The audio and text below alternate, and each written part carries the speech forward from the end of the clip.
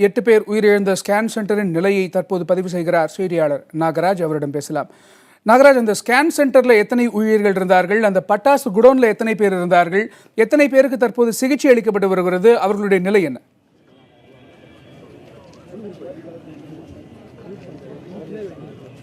கணேஷ், அதை விளக்கமாகவே பார்க்கலாம். அதாவது நம்ம இருக்கக்கூடிய பகுதிங்கிறது இந்த விபத்து நடந்த பகுதி. இந்த விபத்து நடந்த இடத்துல இந்த அப்புறம் நம்ம பார்க்குறது தான் இந்த பட்டாசு கடை. இது இந்த கடையில் விற்பனை நடந்திருக்கிறது. அது போக உள்ளே ஓரளவு சேமித்து வைத்திருந்திருக்கார்கள். அந்த சேமிக்கப்பட்ட அந்த பட்டாசு கடையை மறு இடத்திற்கு கொண்டு செல்லும் பொழுது, அதாவது இதை நாம் பார்க்கக்கூடிய இந்த வாகனத்தில் தான் அவர்கள் எடுத்து சென்றுள்ளார்கள். பட்டாசு பெட்டிகளை ஏற்றி செல்லும் பொழுது அங்கு வேலை பார்க்கக்கூடிய நபர்கள் அதை எடுத்து அஜாக்கிரதையின் காரணமாகத்தான் இந்த வேனில் வெடி விபத்து ஏற்பட்டுள்ளது. இதன் காரணமாக வெடி விபத்து ஏற்பட்ட உடனேயே அந்த லோடு ஏற்றுக்கொண்டிருந்த நபர்கள் அனைவருமே ஓடிவிட்டார்கள். அதுபோல் கடையில் இருந்தவர்கள் ஓடிவிட்டார்கள். பட்டாசு கடை முற்றிலும் எரிந்துள்ளது.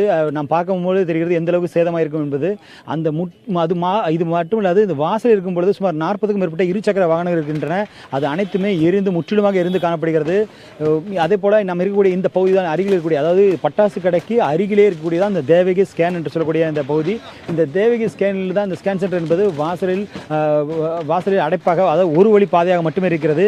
இது குறித்து அந்த ஸ்கேன் சென்டரிடம் விசாரித்தோம். அது விசாரிக்கும் பொழுது உள்ளே ஸ்கேன் எடுப்பதற்கு அதுக்கான கதிர்வீச்சு இருப்பதால் அதை மாற்று வழி வைக்க முடியாது. அதன் காரணமாகத்தான் ஒரு வழி பாதையாக நாங்கள் வைத்துள்ளோம் என்று தெரிவித்தார். தற்பொழுது அருகில் இருக்கக்கூடிய, அதாவது பட்டாசு கடைக்கு அருகில் தான் நம்ம பார்க்கக்கூடிய அந்த தேவகி ஸ்கேன் இருக்கிறது. இந்த தேவகி ஸ்கேன் சென்டர்லேருந்து இந்த அருகில் வெடித்தவுடன், வாசலில் வெடித்தவுடன் மக்கள் அனைவருமே அது உள்ளே இருந்த சுமார் 30க்கும் மேற்பட்ட 40 பேர் வரை இருந்ததாக காவல்துறை தரப்பு சொல்லப்படுகிறது.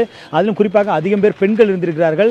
இவர்களை உடனடியாக மீட்பதற்கான நடவடிக்கைகள் எடுக்க முடியவில்லை. ஏனென்றால் வெளியே வெடிச்சத்தம் இருக்கிறது. உள்ளே இருந்து வெளியே வர முடியாத ஒரு சூழல், ஒரு வழி பாதை என்பதால் உள்ளே இருந்திருக்கிறார்கள். தற்பொழுது வாசலை தாண்டி நாம் உள்ளே செல்ல முடியாத அளவிற்கு அந்த புகை மூட்டம், அந்த புகை நெடி என்பது இங்கே வரை இருக்கிறது.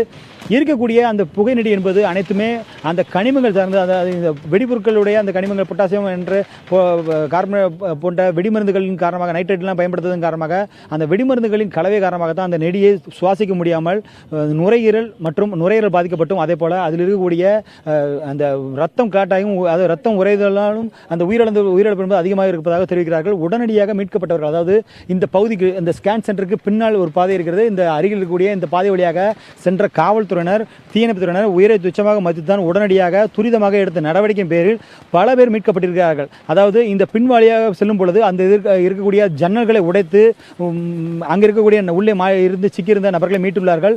அதன் பிறகு வெளியே வந்த பிறகுதான் ஓரளவுக்கு மீட்க முடிந்ததால் தான் ஓரளவு உயிரிழப்பிலிருந்து அவர்கள் காப்பாற்ற முடிந்தது. ஆனால் சிகிச்சைக்காக அழைத்து செல்லும் பொழுது உயிரிழந்தவர்கள் அதிகம் என்கிறார்கள். ஏனென்றால் இந்த உயிரிழப்பு ஏற்பட்ட போது, அதாவது 8 பேர் உயிரிழந்த சமயத்தில் அந்த புகை அதிகமாக இருந்ததன் காரணமாக அவர்களால் சுவாசிக்க முடியாத ஒரு சூழ்நிலை ஏற்பட்டுள்ளது. இங்கிருந்து வெளியே வருவதற்கோ இல்லை பாதுகாப்பாக அழைத்து செல்வதற்கோ அதுக்கான சூழல் இல்லாத ஒரு சூழ்நிலையில் தான் தீயணைப்புத்துறையினரும் காவல்துறை எடுத்த முயற்சி காரணமாக ஓரளவுக்கு அவர்கள் மீட்க முடிந்தது. இல்லை என்றால் அதுவும் உடனடியாக சம்பவ இடத்துக்கு அவர்கள் எடுத்த தீவிர முயற்சி காரணமாகத்தான் உயிரிழப்பு என்பது குறைந்துள்ளதாக காவல்துறை உயர் அதிகாரியும் தெரிவித்துள்ளார். இந்த விபத்தில் மக்கள் எந்த அளவுக்கு பாடம் படிக்க வேண்டும் என்றால், இங்கிருந்து புகை அதிகமாக வரும் பொழுது அதிலும் தப்பிப்பதற்கான வழி என்பது எங்கு வழி தெரிகிறதோ அங்கிருந்து, அதாவது எந்த வழி நம்ம வந்தோமோ அந்த இடத்திலிருந்து வெளியே வருவதற்கான வாய்ப்புகளை ஏற்படுத்தியிருக்க வேண்டும். உடனடியாக ஓடி இருக்க வேண்டும். ஆனால் அந்த உள்ளே அதிகம் இருந்தது பெண்கள் என்பதாலும், உள்ளே பெண் ஊழியர்கள் இருந்ததாலும் அவர்களால் உடனடியாக எந்த ஒரு விஷயத்தையும் செய்ய முடியவில்லை என்பது அங்கு தற்போது எடுக்கப்பட்ட முதற்கட்ட விசாரணை தெரிவித்துள்ளது. அதே போல தற்பொழுது இந்த சம்பவத்திற்கு பிறகு காவல்துறையினர் உயர் அதிகாரிகள் எடுத்த நடவடிக்கை பேர் அவர்களுக்கு வழக்கு பதிவு செய்யப்பட்டது. அதாவது இந்த பட்டாசு கடையின் உரிமையாளர் மற்றும் அதன் லைசன்ஸ் உரிமம் பெற்றவர் என 2 பேர் மீது தற்பொழுது வழக்கு பதிவு செய்யப்பட்டுள்ளதாக காவல்துறை தரப்பு சொல்லப்பட்டிருக்கிறது. கணேஷ், அதே போல நம்ம இருக்கக்கூடியது அருகருகே இருக்கக்கூடியதும் பொதுமக்கள் அதிகம் பொதுமக்கள் அதிகம் சென்று வரக்கூடிய விருதுநகர் சாலை, சிவகாசியிலிருந்து விருதுநகர் சொல்லக்கூடிய முக்கிய சாலையில் அமைந்துள்ள இந்த பகுதியில் தான் இந்த விபத்து நடந்திருக்கிறது. எனவே இதற்கான உரிமம் என்பது எந்த அளவுக்கு கொடுக்கப்பட்டது, அது முறையாக சரியாக ஆய்வு செய்யப்பட்டு கொடுக்கப்பட்டதா என்பது குறித்த பல்வேறு கேள்விகள் இந்த விபத்துக்கு அப்புறம் எழும்பியிருக்கிறது. கணேஷ்.